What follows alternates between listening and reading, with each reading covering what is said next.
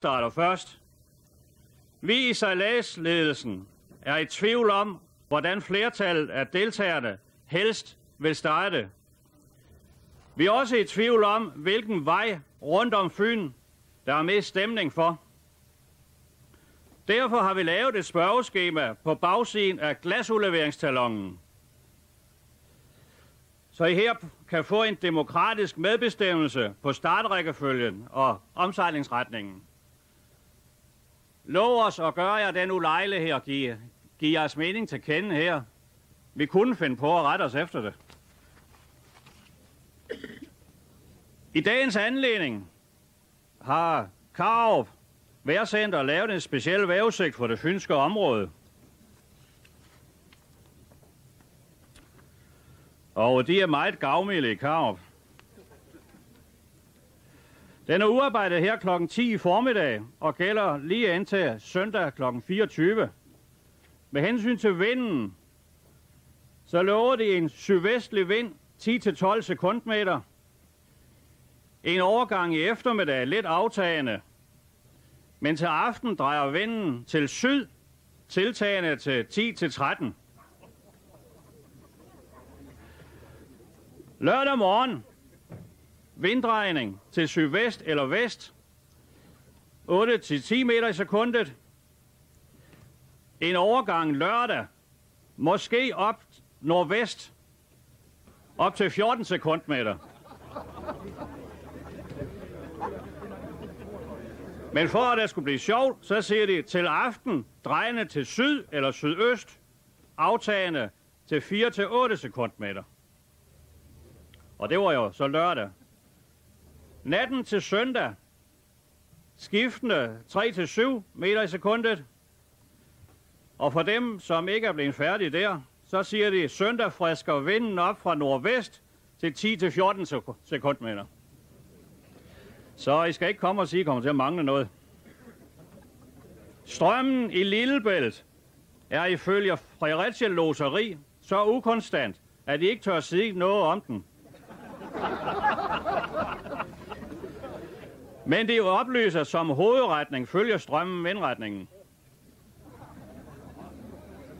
Samtidig beder Fredericia Lodseri os indskærpe over for sejlerne, at lodseriet ikke er en oplysningscentral, hvilket nogen under Fynkops deltager i sidste uge har opfattelse af, så lodseriet ser sig frabedt et hvert opkald fra jer, med mindre deres sikkerhedsmæssige karakter. Til slut en tak til vores hjælpere, Sankt Georgskilderne, Marinehjemmeværnet, Politihjemmeværnet, Beredskabstjenesten og bådkommissæren i Kerteminde. Også en tak til vores sponsorer, Albani, Fys Stiftstidende og Henning Nielsen Erhverv, som gør det muligt at få økonomien til at hænge sammen, trods det mindre deltagerantal. Vi vil ønske jer en god tur, og på gensyn, når I kommer tilbage.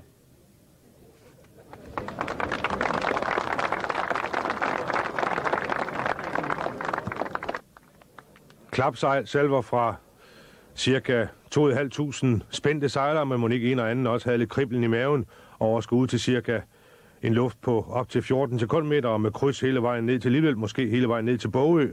Men i hvert fald så er sejlerne nu i gang. Her har vi den allerstørste klasse båd i verden, ikke den største båd, men den største klasse, nemlig den nordiske folkebåd, som jo blandt andet bygges her på Fyn, Nordisk Folkebådscentral i Kerteminde. Og når det er hårdt vejr, så er det altid folkebåden, man skal kigge godt efter. Det har været sådan ved eneste år på Fyn rundt, at når det blæser, ja, så er det folkebådene, som normalt vinder en Fyn rundt. Det er en båd, som har et meget fordelagtigt mål, i særdeleshed hvis der er meget kryds.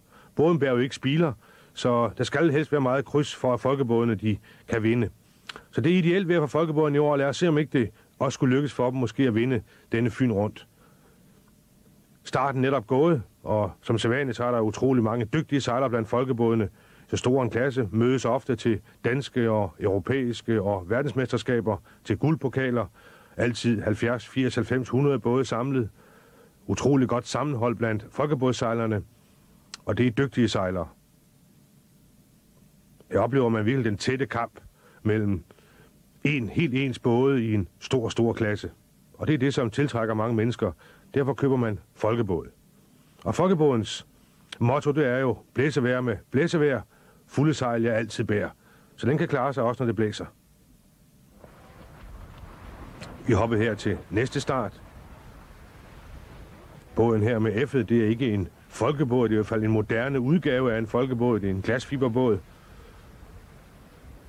Altså ikke en nordisk, men en folkebådskrydser. Men også en stabil og en god båd, som også kan klare sig på denne Fyn rundt.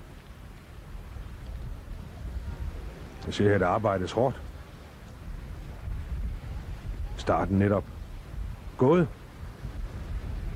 Så skal vi have noget mandskab ud til Lu, ud til den side, hvor vinden kommer fra, for at presse båden mest muligt ned, så den står så lodret som overhovedet muligt. Så sejler båden højst til vinden, og så sejler den hurtigst. Og det gjorde de godt på D122.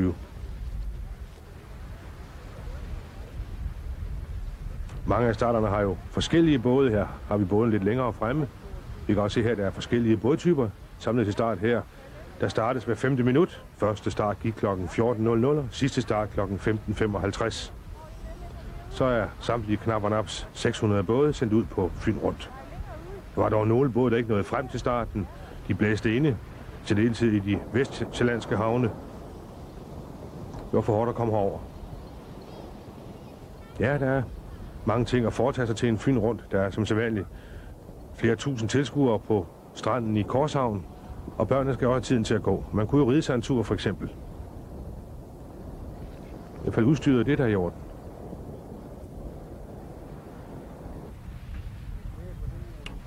Ja, en skade her til starten. 38'eren her, den har desværre flænget sit forsejl. Netop pillet forsejlet ned. Så skal der arbejdes hårdt for at få skiftet forsejlet ud. De store både kan jo gøre det meget hurtigt med en skinne i forliget, men her tror jeg, der er hasper på, så den skal knappes af, og et nyt sejl sættes på. Og det var et par minutter, inden de er klar til at sejle helt på samme niveau som de andre i starten. Men der arbejdes godt med det, og der er ro i båden. Det er det væsentlige. Vi kan se, at mange af bådene har rebet deres sejl. Det vil sige, at man har reduceret sejlarealet passende til en vindstyrke på 10-12-13 sekundmeter. Her ved de første starter var der nu ikke så forfærdeligt meget vind. Der var helt nede på omkring 7-8. Men ved de sidste starter, der blæste det op igen. Der var mange nyheder på dette års Fyn rundt. De små både startede først, og bådene skulle vestover mod Lillebælt først. Det var nyt. Også på informationsområdet havde Tele Danmark sammen med en kendt Fyns virksomhed nyheder.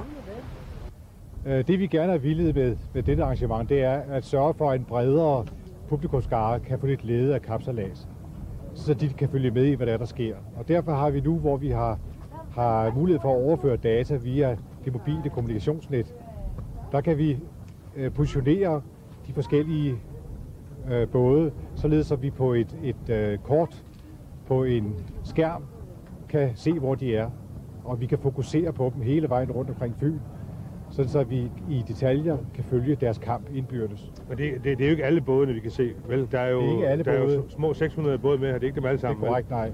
Vi har udvalgt nogle cirka 15, der er potentielle vindere af Fyn rundt. Nogle af de, der er hurtigst, og det er dem, vi er spændt på at følge hele vejen rundt. Det vil sige, at I har sådan en lille enhed siden i hver båd, og så er de 15 både, og så kan folk sidde oppe i Korshavn og se præcis, hvor de er henne på et hvilket tidspunkt. Det er korrekt. Hvis ude i hver eneste enhed, der sidder i forvejen noget positioneringsudstyr, således at bådene ved selv, hvor de er.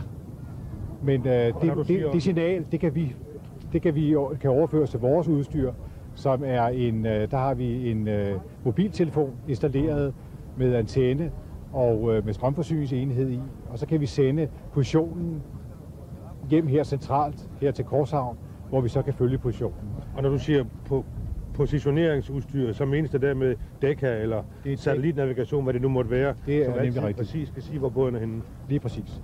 Og det vi gør, det er, at for ikke trods alt at overbelaste systemet, så samler vi ude på bådene, i løbet af et kvarter samler vi en række positioner. Så hver kvarter laver hver båd et opkald og afleverer de positioner, der er opsamlet i løbet af et kvarter, således at vi kan få vist dem på skærmen. Hvad er mulighederne i systemet, hvis man tænker for eksempel på en trekantbane, på olympisk sejlads og så videre? Der er også virkelig gode muligheder for, at en skare kan stå ind på land og følge detaljer ude på trekantbanen. Der er det muligt, der kan man så gå ned i interval sådan som man måske hvert eneste minut eller hver halve minut, der får man sendt en position, så man meget detaljeret kan følge kampen imellem bådene. Og det foregår til princippet alt sammen via mobiltelefonsystemet? Det gør det nemlig. Så man sender fra båden via mobiltelefonen, og så går det i og for sig i land og går via det almindelige telefonnet her tilbage her til Korshavn, hvor man så kan følge det på skærmen. Ja, spændende elektroniske nyheder. God service for tilskuerne, som firma Henning Nielsen Erhverv præsenteret her sammen med Tele Danmark Mobil og sammen med firmaet Lyngsø. Vi skal tilbage ud på startlinjen og se, hvad der sker her. Det er igen blæst lidt mere op. Vi kan se, det er vinden omkring 10-11 sekundmeter fra sydvest. Ren kryds fra starten af. Bådene bliver nu større og større. Som sagt, de små både startede først. De kæmper sig nu deres vej op mod Æbelø på hårdt kryds. Det er vådt, det er koldt og det blæser. Men det betyder ikke noget for sejlerne. De er vant til det, og de kan lide det.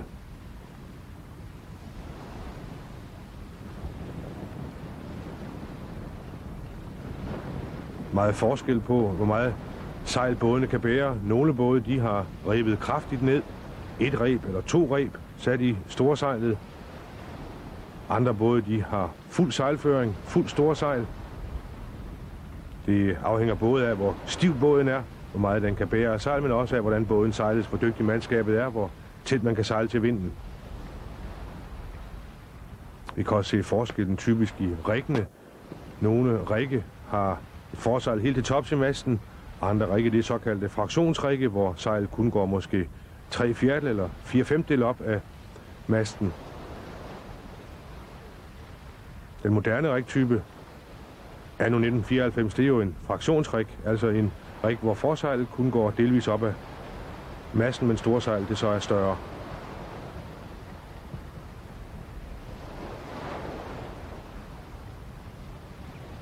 Vi kan se kendte danske konstruktioner, blandt andet en Granada her, den blå båd. Jeg tror, det er en Granada 27. Så også en anden meget kendt bådtype i Danmark, X79, konstrueret af den kendte designer Niels Jeppesen fra Sønderjylland. Også en af de meget store danske bådklasser, X79'erne. En populær båd i særdeleshed for yngre mennesker, en levende båd. God båd at sejle kapsejlads i. I flere år har det været X79'ere, som på de store kapsejladsbaner, de store kapsejladser, Fyn rundt, Sjælland rundt osv. har vundet meriterende sejre. Og igen her kan vi se forskel i, hvordan bådene sejles. Prøv at se båden til venstre her, rebet ned, med båden lige foran den har fuld storsejl. Nogle 1 reb, nogle 2 reb. Sådan er der så meget. Man skal jo heller ikke rebe for meget ned. Det kan også være farligt, at båden har for lidt sejl på, så bliver den slået i stykker af bølgerne, altså slået i stå. Bådens fart af bølgerne, og så kommer den ikke ordentligt fremad. Der skal være noget kraft i sejlene til at trække båden frem gennem søerne. Så det er med at finde den rigtige balance. Det kan også være afhængig af, hvor mange mennesker man er ombord, hvor meget vægt der er til at tynge båden ned ude i lus side, ude i vindsiden. Men til her. God sejlads af X'erne. Jeg tror, der var en 20-start der. Så er reglerne sådan ved Fyn rundt, at hvis man 20-starter, altså starter før startskuddet har lyttet, ja, så er der en halv time, 30 minutter straf til båden. Vi kan se her, både der vender tilbage. Det er fordi, de er blevet varslet, de er blevet pejlet og fået at vide, at de har lavet en 20-start. Så er der med at forvente en lynende fart og komme ned omkring startlinjen og op igen, for ellers så får man 30 minutter straf. Og hellere tage det ene minut, det måtte koste at vende, end de 30 minutter, man så får tillagt sejltiden. Og sejlerne ved det normalt godt selv, når de 20-starter. Se her, det er 238 i fin balance. Sejlerne sidder med benene ud over kanten for at sidde så langt ude som overhovedet muligt for at tynge båden ned mod vindsiden, så båden sejler så lodret som muligt. Det er væsentligt for disse nye konstruktioner, de brede både. De må ikke krænge for meget, så går de helt i stå. Så bliver så den såkaldte våde overflade for stor, og så sejler båden ikke ordentligt højde til vinden, og den sejler frem for alt for langsomt. Så her båden kommer på tværs, hvor den er helt rebet ned. Jeg tror sågar, det var en stormfok, i hvert fald en lille krydsfok og 2 reb i storsejlet. Vi er gået en tak op igen i størrelsen. Nu er nået til Luffe 37-bådene. God dansk båddesign, god dansk bådkvalitet, kommer fra Kolding, Olof Jørgensens bådbyggeri. Populær dansk familiebåd i en lidt større, lidt pristungere klasse.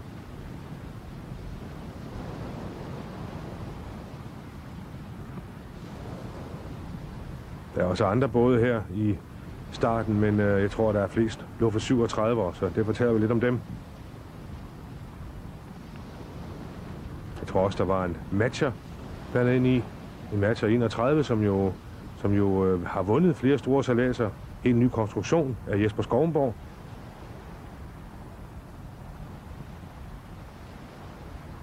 Vi kan også se, at vi er nu begyndt at se de farvede sejl. Kevlarsejlene. Det er jo sådan, at nogle bådklasser, de tillader ikke kevlarsejl. De tillader kun de hvide sejl. Mylarsejl eller teflonsejl. Men jo større bådene bliver, jo mere lars er man med klassereglerne. Og mange større både er jo slet ikke klasser. De kan sejle med de sejl, de ønsker at sejle med.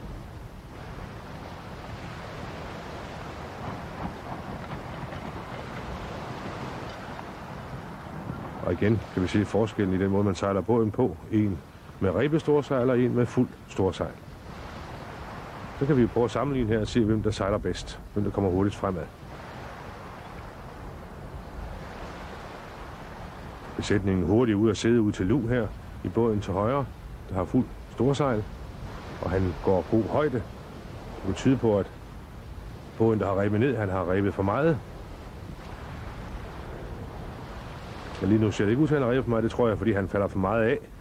Og dermed så får han sejlene helt på tværs af båden, eller vinden helt på tværs af båden, og så bliver alt for meget sejlpres. Sidelæns sejlpres er ikke fremadgående. Nærbillede af bådene på krydset. Dejlige sejlbilleder her.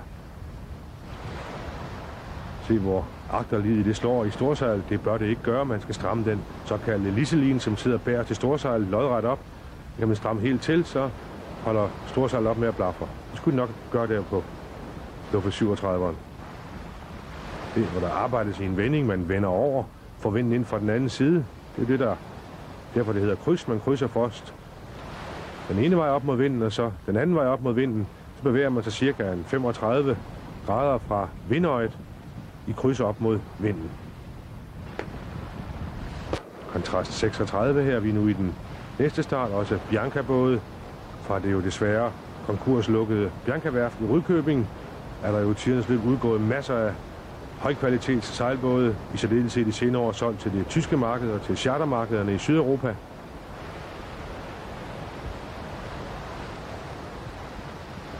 Og en Granada, 35 tror jeg. Nummer 2 båd fra højre på skærmen.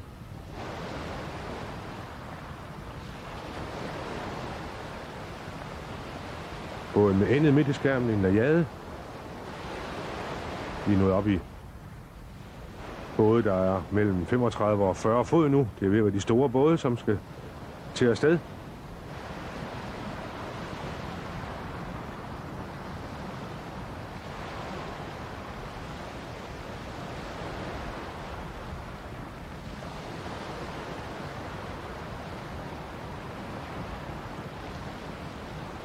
Der er action her på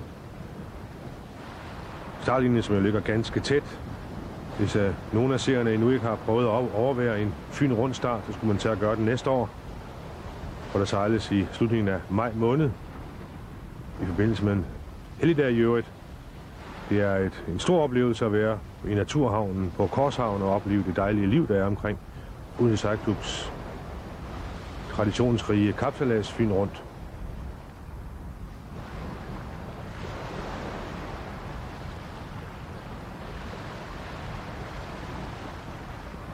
Bianca 107 her til højre i billedet. Og så er vi nået til de lange slanke Molik 10 meter, som jo desværre ikke bygges mere. Lola fra Forborg går her klar til starten. Men måske skulle herren der i midten ikke vende ryggen til sejlretningen, men give et par informationer til skipper. Der er jo nok at lave lige i starten. Mål i 10 meter er jo en båd, der er mere end 10 meter lang, men den har 10 meter vandlinjelængde. Båden i sig selv, tror jeg, er godt og vel 12 meter lang. Båd bygget på Moliks bådbyggeri i Hundested. Og så går starten. Også en Dynamic imellem. Konstrueret af Jan Kjærulf, kendt dansk båddesigner, som også i sin tid var med i det danske America's Cup-projekt som designer. Projektet, som jo desværre kuldsejlede, i hvert fald økonomisk. Og masser af tilskuere, selvom det blæser, så skinner solen, og det er godt vejr, og de har det dejligt i Korshavn. Og hvis ikke man gider kigge på sejlbåd, så kan man jo kaste sten i vandet. Det er der mange børn, der har gjort mange gange med mange kilo sten. Vi er nået frem til en af de andre meget traditionelle bådtyper. K'et i sejlet, det står for Karat, var oprindeligt en svensk skærgårdskrydser. Det er så udviklet af brødrene Kølhede i deres bådbyggeri ved Vejle Fjord til Ylvaen, den i hvert fald i Danmark verdensberømte Ylva. Lang, slank skærgårdskrydser. Meget sødygtig båd. Også lidt våd, når det blæser meget på sådan en Fyn rundt. Men en dejlig båd, som masser af ylvaejere er glade for og stolte over. Og den sejler godt, når det blæser. Det er ylvavejr her, så ylvaerne de har gode chancer for at opnå gode placeringer. Spørgsmålet er, om de kan slå folkebådene. Det skal vise sig. Også masser af dygtige sejlere samlet her i ylvaklassen. Se, hvor tæt de ligger bådene. Utroligt, at skiberne kan manøvrere med de trods alt omkring 12,5-13 meter lange ylvabåde så tæt på hinanden, men det kan de. Og vi er meget tæt på starten her. Den blå bøje ud til højre skærm, og den røde helt ud bagved ved dommerbåden.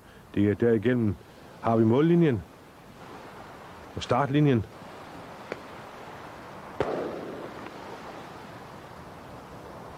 Og så var starten, og jeg tror, der var en 20-start ude bagved. Skal vi se, om han vender. Går tilbage over linjen. Det tror jeg ikke, han gør. Måske kan han ikke komme til det. Måske er han lukket inde. Kan ikke komme til at vende, så har han et problem. Det ud til, at han fortsætter. Og hvis dommerne så har set det er der ingen tvivl om, det har man. Fordi der sidder dommere både på dommerbåden og inde på land. I alt 20 stykker af slagsen. Her er Matador fra Kerteminde over mållinjen. Med fuld sejlføring. Og så ligger hun øret til. Det er 38.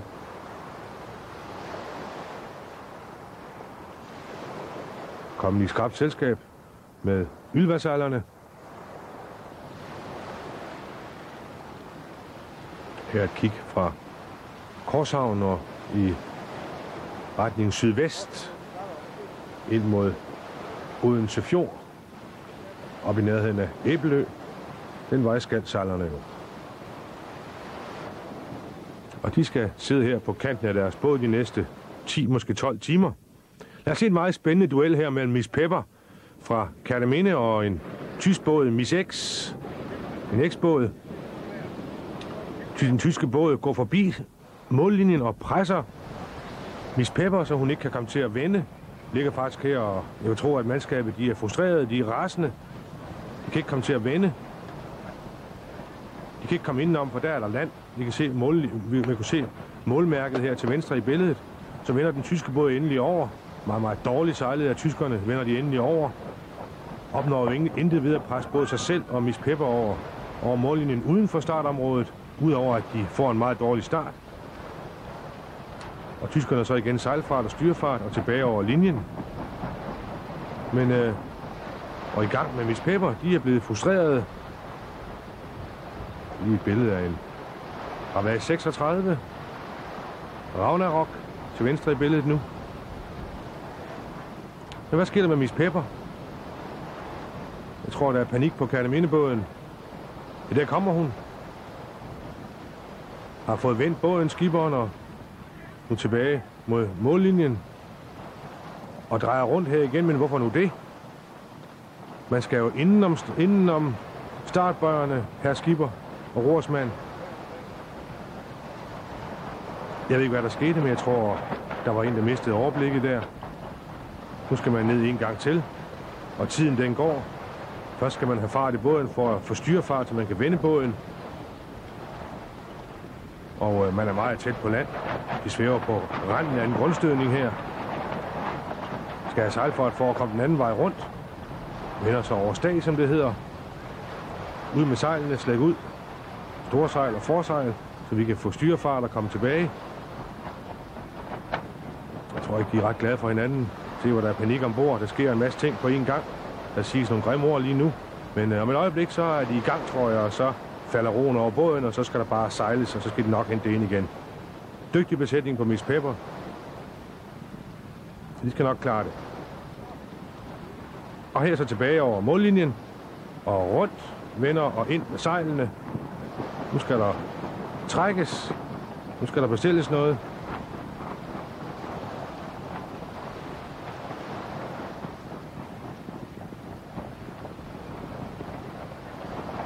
Der så sænker roen sig langsomt over Miss Pepper. Men det gør den ikke her. X-99 har brækket masten, som vi så det tidligere i vores udsendelse, og de er i gang med at rydde op. Det skal de, fordi det kan være farligt i den høje sø derude at have masten hængende ned over skibssiden. Når båden ruller i søen, så kan masten lynhurtigt slå hul i skibssiden, hvis ikke man passer på. Så de sidder derude på fordækket, de er ved at rydde op. De har været udsat for en kollision. Og lad os lige foregribe begivenhedsgang. Lad os gå ind i havnen og se på, hvad der egentlig er sket. Her har vi den brækkede mast. Og der forestår nu et stort arbejde med oprydning. Der skal jo spares, hvor der spares kan. Så betaler forsikringsselskabet resten af den nye mast.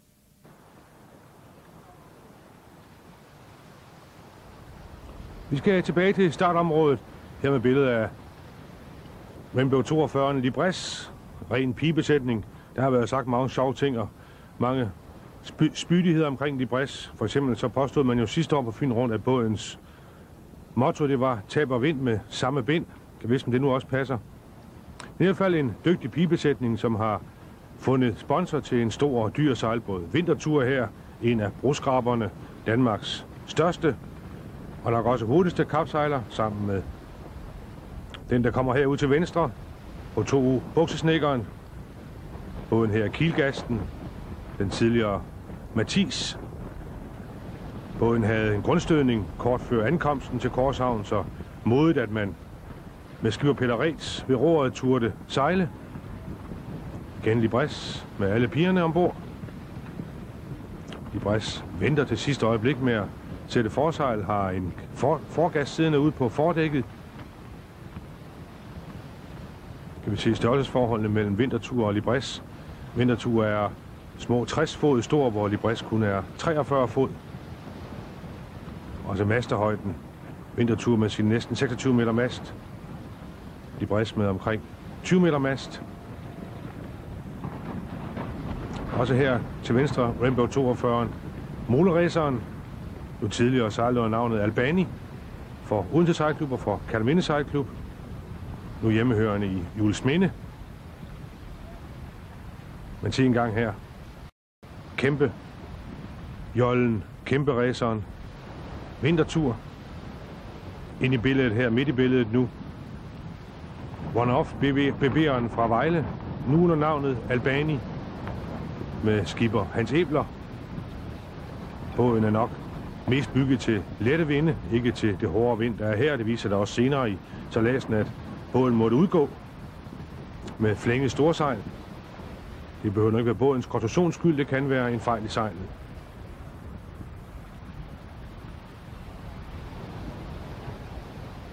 Det er altså de sidste store både, vi skal have sendt afsted på Fyn Rundt her.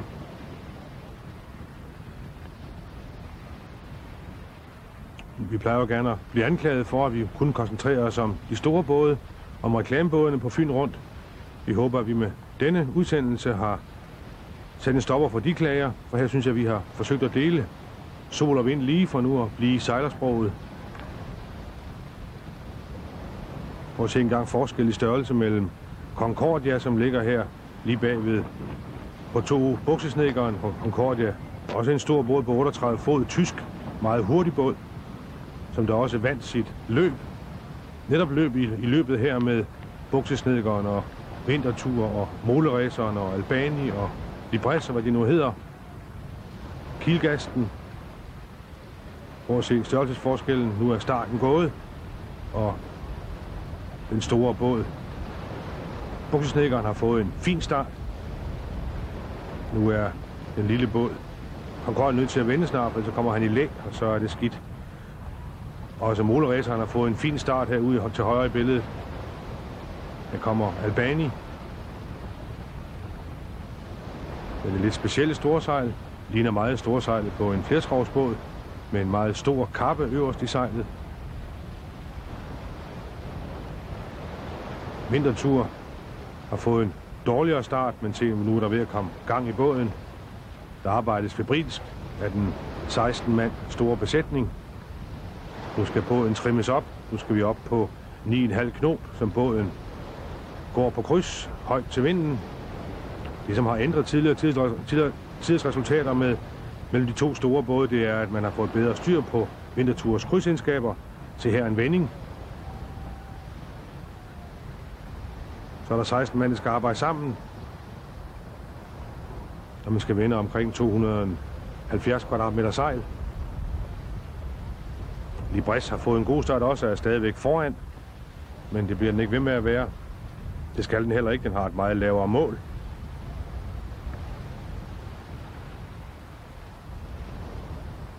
Se her.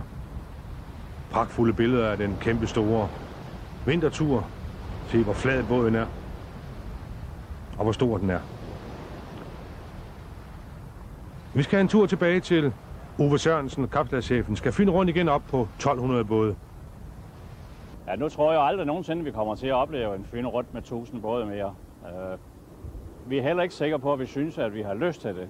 Det ideelle tal for os vil være et sted mellem 700 og 800 både. Og det vil vi nok prøve at se, om vi kan opnå igen. Vi vil gøre det mere attraktivt for de tyske sejlere. Vi vil prøve at hente noget dernede fra. Og vi er godt klar over, at skal vi det, så skal vi begynde at sejle efter IMS-målereglerne, den nye internationale måleregel. Og efterhånden som den vinder indpas her i landet, så tror vi på, at tyskerne bliver væsentligt mere interesserede i det her. Der har jo før været diskuteret, men der er jo mange måder at afvikle sejladsen på. Du ved jo, jeg har haft en idé om, at man for eksempel kunne starte bådene på ren handicap, sådan at den båd, der kom først i mål, det var vinderen af Fyn rundt. Jeg tror, at vi fra pressens side vil få en ny motivation, tror jeg. Der vil ske flere ting. Hvad siger I til at prøve sådan et system en gang måske? Se, nu sker der jo det med sejlsport. Begynder at blive mere og mere publikumsvenlig i form af vores duelsejladser og så videre. Så den tanke vil jeg ikke være afvisende overfor. Vi har da trods alt gjort så meget i år, så vi har startet dem med de mindste både først. Og efter sådan et 60-årig gammel sejlads her, så er det lidt af en revolution i det her spil. Men jeg vil ikke udelukke, at vi kan vende om, så at det bliver den første båd i mål, der vinder. Det vil være væsentligt mere publikumsvenligt, og det er nok det, som er ind i tiden. Publikumsvenligt og måske også sejlervenligt? Også sejlervenligt, men nok mest publikumsvenligt. Vi ønsker for Odense Sejlklub, at man via nye tiltag får gjort Fyn rundt lige så attraktiv, som den har været og nok altid vil være, også hvad angår antallet af deltagende både, som forhåbentlig igen snart er en 700 stykker, som man gerne vil have det i Odense Sejlklub. Lad os slutte af med billeder af folkebådene her, som jo vandt dette års Fyn rundt suverænt. De første 8 både var nordiske folkebåde, anført af folkebådsmesteren himself, Erik Andreasen fra Kerteminde. Tak for i år og på gensyn 1995 med Fyn rundt. Ship ohøj, hvis søen bliver for drøg. Han kaster af sit anker, indtil vinden den bliver sløj.